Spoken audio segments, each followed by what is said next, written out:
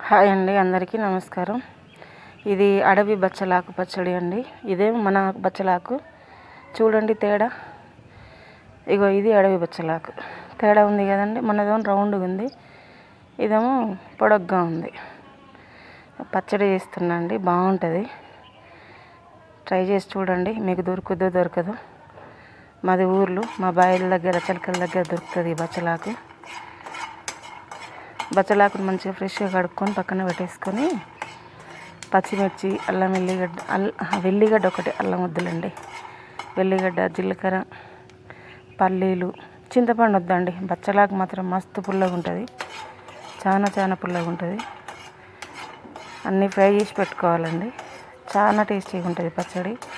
Try చేయండి, video మొత్తం చూడండి, బాగుంటుంది. ఇంకో పచ్చిమిర్చి ఫ్రై చేస్తున్నాండి. కొంచెం ఆయిల్ వేసుకొని పచ్చిమిర్చి ఫ్రై చేసుకొని అందులోనే మళ్ళీ కొంచెం ఆయిల్ వేసుకొని బచ్చలాకులు వేసుకోవాలండి. ఇది బాగా పుల్లగా ఉంటుందని మన బచ్చలాకు కూడా కొంచెం వేసినా అండి. ఊరు బచ్చలాకు అండి, ఇది తీగలు పారుతుంది కదా ఆ బచ్చలాకు. ఇంకోటేమో అడవి బచ్చలాకు. రెండు కలిపిన బాగా పుల్లగా ఉంటుందేమోనని పప్పులో వేసుకున్నా బాగుంటుంది. అడవి బచ్చలాకు పచ్చడి వేసుకున్నా బాగుంటుంది, సూపర్ ఉంటుందండి. మిక్సీ పట్టుకొని పోపు పెట్టేసుకోండి. చాలా హైలైట్ ఉంటుంది పచ్చడి. చపాతీలోకి కానీ, జొన్న రొట్టెలలోకి కానీ, అన్నంలోకి కానీ చాలా టేస్టీగా ఉంటుంది. పోపు మీ అందరికీ తెలుసు కదండి, ఊరికే చెప్పి బోరు కొట్టించడం ఎందుకు, అంతే కదా, మీ అందరికీ తెలుసు కదా. చింతపండు మాత్రం వేయకండోయి. చింతపండు వేస్తే మాత్రం ఇంకా పుల్లగా అయిపోతుంది, తినలేరు.